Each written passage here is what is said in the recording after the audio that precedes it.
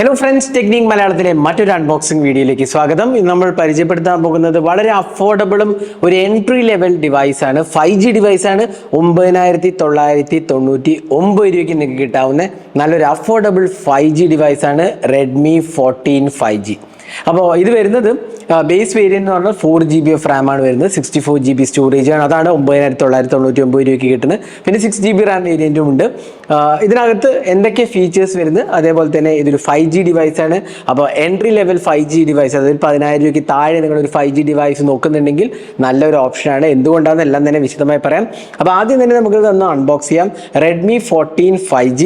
ഇത് കഴിഞ്ഞിട്ട് നമുക്ക് ബാക്കിയുള്ള ഹാർഡ്വെയറും സ്പെസിഫിക്കേഷനും ഡീറ്റെയിൽസ് എല്ലാം തന്നെ പറയാം. ഇതാണ് റെഡ്മി 14C 5Gന്റെ box package. Redmi 14C 5G രീതിയാണ്. Snapdragon 4 Gen 2 smooth 120 Hz display ആണ് കൊടുത്തിരിക്കുന്നത്. അഗെയിൻ ബാക്കിയുള്ള സ്പെസിഫിക്കേഷൻ രീതി കാണാം. Blazing fast 5G, bigger and smoother display, ഒരു HD+ റെസൊല്യൂഷൻ ഡിസ്പ്ലേ ആണ്, വാട്ടർ ഡ്രോപ്പ് നോച്ചാണ്. പിന്നെ premium starlight design, IP52 splash and dust resistant, 5160 mAh battery, 18W charging, 33W in box, 50 MP dual camera setup ആണ്. Side mount fingerprint scanner, hyper OS ആണ് വരുന്നത്. Starlight blue ആണെന്ന കളറാണ് നമ്മുടെ കയ്യിലുള്ളത്. 6128, അതേപോലെ 464 വേരിയന്റും ഉണ്ട്. അപ്പോൾ ബോക്സ് തുറക്കുമ്പോൾ തന്നെ മുകളിൽ നമുക്ക് ഡിവൈസ് ആണ്. ജസ്റ്റ് ഒന്ന് മാറ്റി വയ്ക്കാം. ബാക്കി എന്തൊക്കെയാണ് ബോക്സിനകത്ത് വരും നോക്കാം. ഇപ്പോൾ ഒരു സിം ഇജക്റ്റ് പിന്നെ മാനുവൽ ആൻഡ് വാറന്റി ഇൻഫർമേഷൻ ആണ്. പിന്നെ ഒരു 33W അഡാപ്റ്റർ ആണ്. അഗെയിൻ 18W സപ്പോർട്ട് ചെയ്യുള്ളൂ. പിന്നെ ഒരു USB Type-C പോർട്ടും ചാർജറും കൊടുത്തിട്ടുണ്ട്. അപ്പോൾ ഇത്രയാണ് ബോക്സിനകത്ത്. ഇനി നമുക്ക് ഡിവൈസ് ഒന്ന് ബൂട്ട് ചെയ്യാം. ഡിവൈസ് പുറത്തേക്ക് എടുക്കുമ്പോൾ തന്നെ ഇതാണ് സ്റ്റാർലൈറ്റ് ബ്ലൂ എന്ന് പറഞ്ഞ കളർ. നമുക്ക് ഒരു നല്ല പാറ്റേൺ ആണ് കൊടുത്തിരിക്കുന്നത്. ലൈറ്റിൽ നല്ലോണം ഷൈൻ ചെയ്യുന്ന ഒരു പാറ്റേൺ ആണ്. നല്ലൊരു സർക്കുലർ ക്യാമറ ലേഔട്ടും കൊടുത്തിട്ടുണ്ട്. അതേപോലെ തന്നെ ഡ്യുവൽ ക്യാമറ സെറ്റപ്പ് ആണ്, 50 MP. പിന്നെ LED ഫ്ലാഷിംഗ് ആണ്, റെഡ്മിന്റെ ബ്രാൻഡിങ് ആണ്. പിന്നെ പ്ലാസ്റ്റിക് മെറ്റീരിയൽ ആണ്, നല്ലൊരു ഗ്ലാസ് ലൈക്ക് ഫിനിഷ് ഒക്കെയാണ് കൊടുത്തിരിക്കുന്നത്. ഇവിടെ പവർ ആൻഡ് വോളിയം കീസ് കാണാം. അതേപോലെ തന്നെ side mount fingerprint scanner ആണ്. സിം ട്രേ കാണാം. മുകൾ ഭാഗത്ത് 3.5mm ഓഡിയോ ജാക്ക് ഉണ്ട്. താഴെ USB Type-C port, speaker unit ആണ് വരുന്നത്.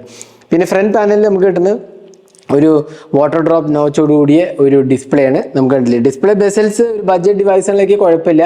താഴത്തെ ബെസൽസ് ഡെഫിനറ്റ്ലി ലാർജ് ആണ്. സൈഡും ടോപ്പും കുഴപ്പമില്ല. വാട്ടർ ഡ്രോപ്പ് നോച്ചാണ് വരുന്നത്. HD+ റെസൊല്യൂഷൻ ഡിസ്പ്ലേ ആണ് കൊടുത്തിരിക്കുന്നത്.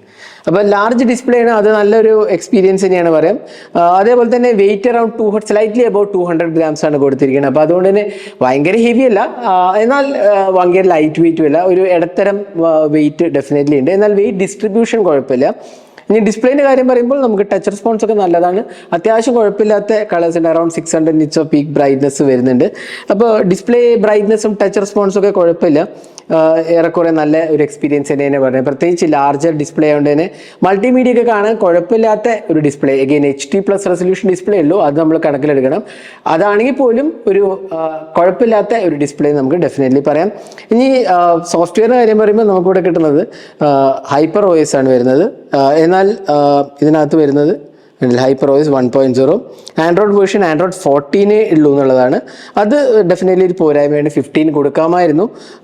പിന്നെ സോഫ്റ്റ്വെയർ എക്സ്പീരിയൻസ് കുഴപ്പമില്ല, നല്ല സ്മൂത്ത് എക്സ്പീരിയൻസ് തന്നെയാണ്. ലാഗ് ഒന്നുമില്ല. എന്നാൽ ബ്ലോട്ട്വെയർസ് ഒരുപാടുണ്ട്. പ്രീ ഇൻസ്റ്റാൾഡ് ബ്ലോട്ട്വെയർസ് ഉണ്ട്. ഇതെല്ലാം നമുക്ക് അൺഇൻസ്റ്റാൾ ചെയ്ത് കളയാവുന്നതാണ്. കണ്ടില്ലേ, നമുക്ക് കളയാവുന്ന ഓപ്ഷൻസും കൊടുത്തിട്ടുണ്ട്. അപ്പോൾ ഇതാണ് സോഫ്റ്റ്വെയർ കാര്യം പറയുന്നത്. ഇതൊന്ന് ക്ലീൻ അപ്പ് ചെയ്തെടുത്ത് കഴിഞ്ഞാൽ നല്ല ഒരു ഡീസൻറ്റ് എക്സ്പീരിയൻസ് ഡെഫിനറ്റ്ലി നമുക്ക് കിട്ടും. കാരണം 120 Hz റിഫ്രഷ് റേറ്റ് ഉണ്ടായതുകൊണ്ട് തന്നെ നല്ലൊരു സ്മൂത്ത് എക്സ്പീരിയൻസ് ആണ് നമുക്കിവിടെ ഡിസ്പ്ലേയിലും അതേപോലെ തന്നെ സോഫ്റ്റ്വെയറിന്റെ കാര്യത്തിലും കിട്ടുന്നത്. അപ്പോൾ ആ ഒരു കാര്യത്തിൽ എനിക്ക് തോന്നുന്നു നല്ല ഒരു എക്സ്പീരിയൻസ് ഡെഫിനറ്റ്ലി കൊണ്ടുവരാൻ സാധിച്ചിട്ടുണ്ട് എന്നുള്ളതിൽ ഒരു സംശയമില്ല. അപ്പോൾ നമ്മൾ ഡിസൈനും ഡിസ്പ്ലേയും സോഫ്റ്റ്വെയർ എക്സ്പീരിയൻസിനെ കുറിച്ചൊക്കെ പറഞ്ഞു. ഇനി പെർഫോമൻസിലേക്ക് വരാം. സ്നാപ്ഡ്രാഗൺ 4 Gen 2 ചിപ്പാണ് വരുന്നത്. അഗെയിൻ ഒരു എൻട്രി ലെവൽ 4nm ചിപ്പാണ്. നല്ല ഒരു 5G ചിപ്പാണ്. LPDDR4X റാമും UFS 2.2 സ്റ്റോറേജ് ആണ് വരുന്നത്. അപ്പോൾ അതുകൊണ്ട് തന്നെ ബേസിക് കാര്യങ്ങളിൽ ലാഗോ ഇഷ്യൂസ് ഒന്നുമില്ല. സ്നാപ്ഡ്രാഗൺ 4 Gen 2 ഒരു നല്ല ഒരു എൻട്രി ലെവൽ 5G ചിപ്പാണ്. സ്നാപ്ഡ്രാഗൺ 4 സീരീസ് ആയതുകൊണ്ട് തന്നെ അത്യാവശ്യം നല്ല പെർഫോമൻസ് നമുക്ക് എക്സ്പെക്ട് ചെയ്യാം. പിന്നെ 4GB റാം വേരിയന്റ് ഉണ്ട്. എന്നാലും ഞാൻ സജസ്റ്റ് ചെയ്യുക ഒരു 6GB റാം വേരിയന്റ് എടുക്കുകയായിരിക്കും. കാരണം കുറച്ച് ടാസ്ക് നമ്മൾ സൈമിൾട്ടേനിയസ് റൺ ചെയ്താൽ 4GB ചിലപ്പോൾ കുറവായി തോന്നിയേക്കാം. അപ്പോൾ നിങ്ങളുടെ എത്രത്തോളം ആപ്സ് റൺ ചെയ്യേണ്ട ബേസ് ചെയ്തിട്ട് എടുക്കുക. എന്നാലും ഞാൻ സജസ്റ്റ് ചെയ്യുക 6GB റാം വേരിയന്റ് എടുക്കുകയായിരിക്കും. അതുപോലെ തന്നെ പെർഫോമൻസിന്റെ കാര്യത്തിൽ 5G സപ്പോർട്ട് ഉണ്ട്. നമുക്ക് നല്ല ഒരു എക്സ്പീരിയൻസ് ആണ് കിട്ടുന്നത്. പിന്നെ side mount fingerprint scanner ഉണ്ട്. പിന്നെ നമുക്ക് ഡ്യുവൽ സിം കാർഡ് സപ്പോർട്ട് ഉണ്ട്. അപ്പോൾ ഏറെക്കുറെ പെർഫോമൻസിന്റെ കാര്യത്തിൽ കുഴപ്പമില്ലാത്ത ഒരു എക്സ്പീരിയൻസ്, അതായത് ഒരു ബഡ്ജറ്റ് എൻട്രി ലെവൽ ഡിവൈസ് എന്നുള്ള നിലയ്ക്ക് കുഴപ്പമില്ലാത്ത ഒരു എക്സ്പീരിയൻസ് നമുക്ക് ഇതിന് കിട്ടുന്നുണ്ട്. അപ്പോൾ ഇതാണ് പെർഫോമൻസിന്റെ കാര്യം പറയുമ്പോൾ. ഇനി അടുത്ത് നമുക്ക് ഇതിന്റെ ക്യാമറയിലോട്ട് വരാം. ഒരു 50 മെഗാ പിക്സൽ പ്രൈമറി ക്യാമറയാണ്, പിന്നെ ഒരു സെൽഫി ക്യാമറ ഫ്രണ്ട് ക്യാമറയാണ് വരുന്നത്. അത് ഒരു 8 മെഗാ പിക്സൽ ക്യാമറയാണ് വരുന്നത്. അപ്പോൾ പ്രോപ്പർ ഒരു 50 മെഗാ പിക്സൽ ഷൂട്ടർ ഉണ്ട്. 1080p റെസൊല്യൂഷനിൽ നമുക്ക് വീഡിയോസ് എടുക്കാൻ സാധിക്കും. അപ്പോൾ അഗെയിൻ ഒരു എൻട്രി ലെവൽ ചിപ്പ് എന്നുള്ള നിലയ്ക്ക്, ബഡ്ജറ്റ് ക്യാമറ എന്നുള്ള നിലയ്ക്ക് അത്യാവശ്യം കുഴപ്പമില്ലാത്ത ക്ലാരിറ്റി ഉണ്ട്, നല്ല ഡീറ്റെയിൽസ് ഉണ്ട്. എനിക്ക് കളേഴ്സും വളരെ ഇഷ്ടപ്പെട്ടു. അപ്പോൾ ഓവറോൾ എനിക്ക് തോന്നുന്നു നല്ല ഒരു ക്ലാരിറ്റി ഉണ്ട്. ഒരു 10,000 രൂപയ്ക്ക് കിട്ടാവുന്ന നല്ലൊരു 50 മെഗാ പിക്സൽ ഷൂട്ടർ എന്ന് ഡെഫിനറ്റ്ലി പറയാം. കാരണം നല്ല റിച്ച് ടൂൺസ് ആണ് വരുന്നത്. സെൽഫീസ് ആണെങ്കിലും ഡീറ്റെയിൽസ് ആണെങ്കിലും ഒക്കെ തന്നെ എനിക്ക് ഇഷ്ടപ്പെട്ടു. അപ്പോൾ ഒരു എൻട്രി ലെവൽ ബഡ്ജറ്റ് സ്മാർട്ട് ഫോണിന് വേണ്ട എല്ലാ ക്യാമറ ക്വാളിറ്റീസും ഇതിനകത്ത് കൊടുത്തിട്ടുണ്ട്. 50 മെഗാ പിക്സൽ ക്യാമറയാണ് കൊടുത്തിരിക്കുന്നത്. അപ്പോൾ ഇതൊക്കെ റെഡ്മി 14 5G വരുന്ന ക്യാമറ സാമ്പിൾസ് ആണ്. ക്യാമറ സാമ്പിൾസ് കണ്ടിട്ട് നിങ്ങളുടെ അഭിപ്രായങ്ങൾ കമന്റ് സെക്ഷനിൽ പോസ്റ്റ് ചെയ്യാൻ മറക്കരുത്. ഇനി ബാറ്ററിയിലേക്ക് വരുമ്പോൾ 5160 mAh battery, 18 what charging support ഉണ്ട്. 33 വാട്ട് ചാർജർ ബോക്സിനകത്ത് തന്നെ ഞാൻ നേരത്തെ കാണിച്ചല്ലോ. പക്ഷെ അതുകൊണ്ട് വലിയ കാര്യമില്ല, 18 വാട്ടിൽ നമുക്ക് ചാർജ് ചെയ്യാൻ പറ്റുള്ളൂ. 18 വാട്ട് 5160 mAh എന്ന് പറഞ്ഞാൽ ഒരു 2.5-3 മണിക്കൂറോളം എടുക്കും ഒബ്വിയസ്ലി. എഗെയിൻ ബഡ്ജറ്റ് ഡിവൈസ് ആയിട്ട് നമുക്ക് 18 വാട്ടൊക്കെ തന്നെ എക്സ്പെക്ട് ചെയ്യാൻ പറ്റുള്ളൂ. അപ്പോൾ അതാണ് ബാറ്ററീൻ്റെ കാര്യം പറയുന്നത്. ഇനി ബാറ്ററി പെർഫോമൻസിൻ്റെ കാര്യം പറയുമ്പോൾ നല്ല ഒരു എക്സ്പീരിയൻസ് ആണ്. 5000-ന് മുകളിലുണ്ട്. അപ്പോൾ ഈസിലി ഒരു ദിവസത്തിലേറെ ലാസ്റ്റ് ചെയ്യും. കാരണം ഒരു HD+ റെസൊല്യൂഷൻ ഡിസ്പ്ലേ പവർ ചെയ്യേണ്ടുള്ളൂ.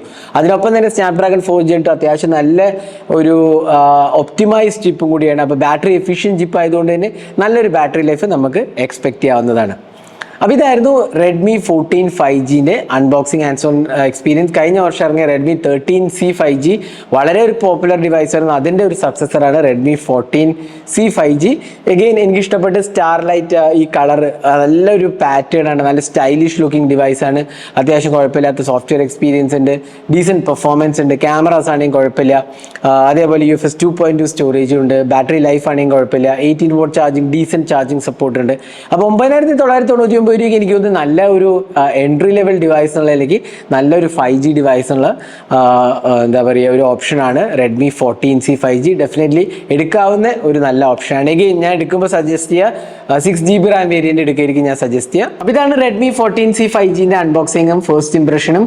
നല്ലൊരു ബഡ്ജറ്റ് ഡിവൈസാണ്. നിങ്ങളുടെ അഭിപ്രായങ്ങൾ കമന്റ് സെക്ഷനിൽ പോസ്റ്റ് ചെയ്യാൻ മറക്കരുത്. നിങ്ങൾക്ക് എന്ത് തോന്നുന്നു റെഡ്മി 14 5Gനെ കുറിച്ച്, പ്രൈസിങ്ങും അതേപോലെ ഫീച്ചേഴ്സും എത്രത്തോളം നല്ലതെന്ന് നിങ്ങളുടെ അഭിപ്രായങ്ങൾ കമന്റ് സെക്ഷനിൽ പോസ്റ്റ് ചെയ്യാം.